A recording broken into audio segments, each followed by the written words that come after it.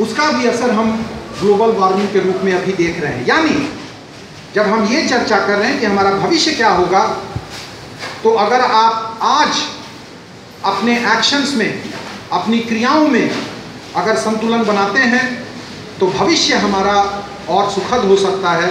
और global warming जैसे कुपरिणाम जो पूरे मानव जाति, पूरे पृथ्वी के लिए खतरा बनकर सामने है और हम उस पर चिंता करते हैं, उससे हम कुछ अपने आप को बचा सकते हैं। मैं आप सबों से ये अपील करूंगा कि आप सबों को, विद्यार्थीगण को ये भी समझना चाहिए कि पूरे विश्व में जब इसकी चिंता जाहिर की जाती है तो हम क्या कर सकते हैं और क्या किया जा रहा है। आपको मालूम होगा कई सम्मेलन, अंतर्राष्ट्रीय सम्मेलन हुए। हमें ये जानना चाहिए कि रियो डी जेनेरियो में 1992 में सम्मेलन हुआ, उसमें क्या चर्चा हुई।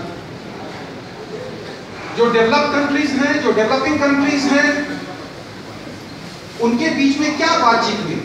अगर कोई अमेरिका जैसा डेवलप कंट्रीज है, वो ज्यादा ईंधन खपत करता है, वो ज्यादा इलेक्ट्रिसिटी खपत करता है, अपने नागरिकों के लिए ज्यादा सुख सुविधाओं देने के लिए वो कई तरह के टेक्नोलॉजी को इस्तेमाल करके पर्यावरण को प्रदूषित करता है, तो उसकी हिस्सेदारी।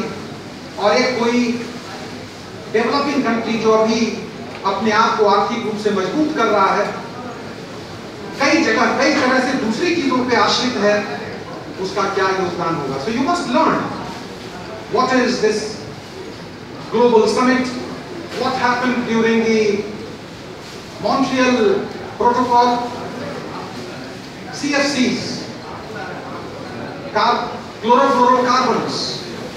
ये अलग बात है कि ये बड़ी अच्छी बात है कि क्लोरोफ्लोरोकार्बन्स के लिए जो एक निर्धारित टाइम फ्रेम तय किया गया था, सभी वैज्ञानिक और पर्यावरणविद मानते हैं कि क्लोरोफ्लोरोकार्बन का CFCs का जो एक एजेंडा बना, उसमें काफी हद तक हम सफल हुए हैं और एक टाइम फ्रेम के अनुसार हम चीजों को कुछ कर पाए हैं और उसको हम देख रहे हैं। और ODS जो ओजोन डिप्लीटिंग सब्सटेंसेस हैं, CFCs के बदले कुछ दूसरी चीजें भी आ गई हैं। और अभी हाल में या उसके बाद क्योटो जापान में भी कुछ चर्चाएं हुई।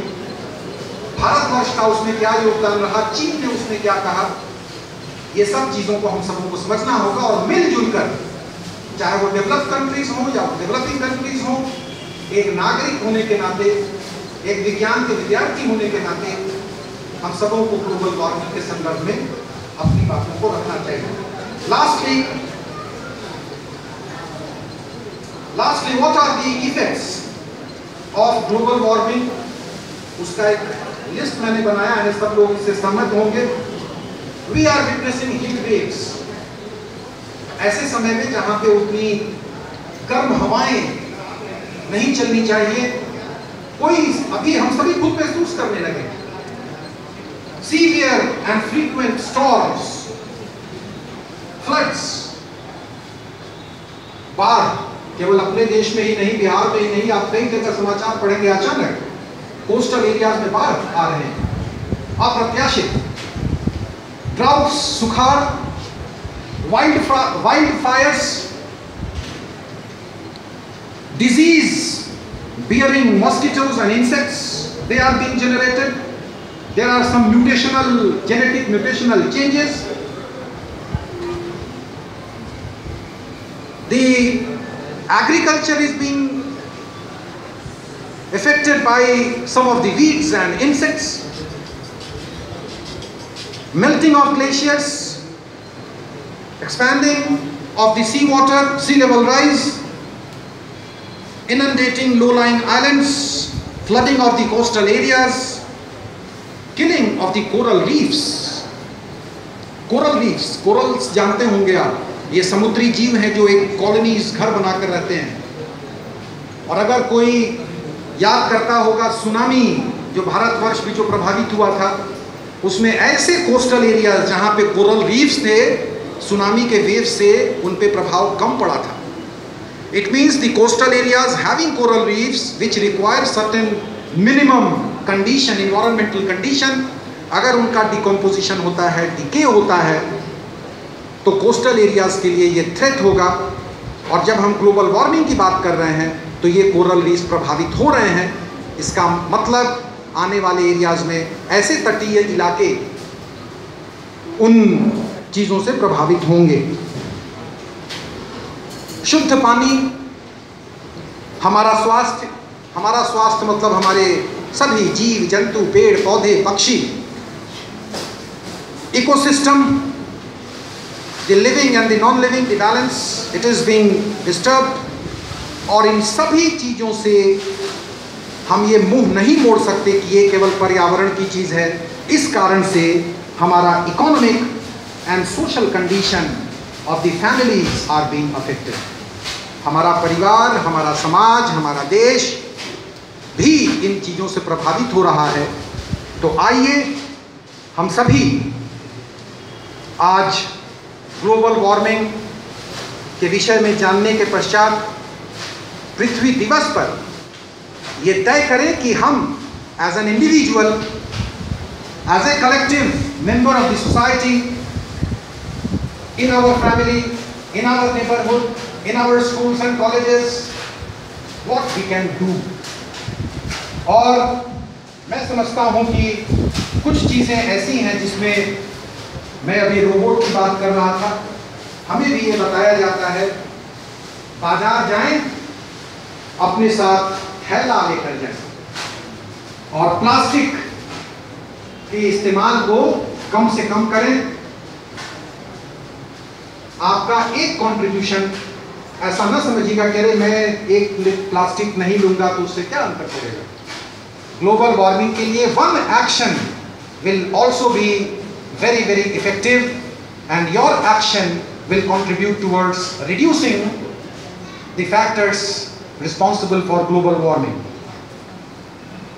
पौधे लगाएं अपने स्कूल में, अपने कॉलेजेस में, अपने आसपास, और जहाँ तक हो सके उसे संरक्षित रखें और उसे भी अपने परिवार का हिस्सा माने।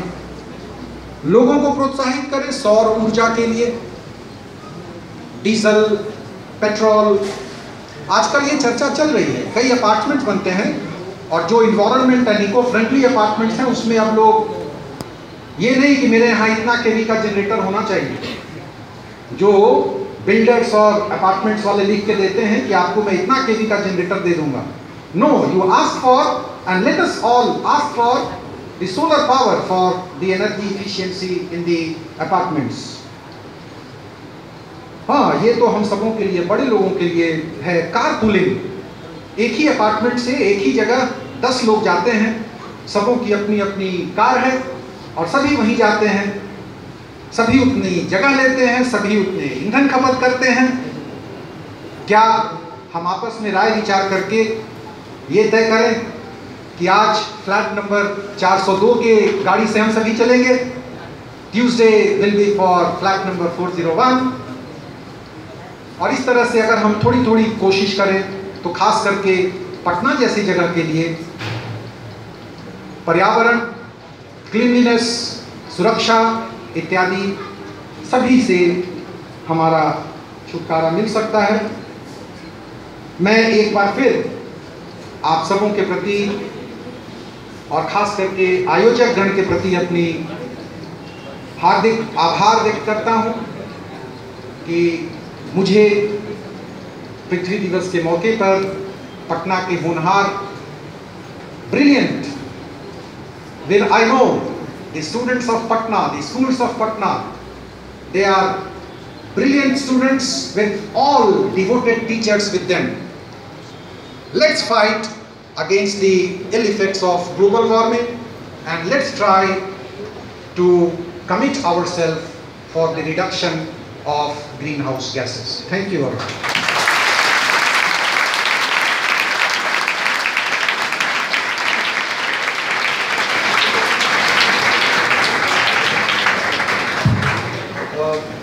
पांडे सर का धन्यवाद। इन्होंने बहुत रोचक और ज्ञानवर्धक बातें की और कुछ प्रैक्टिकल सॉल्यूशंस भी बताए इस समस्या के बारे में।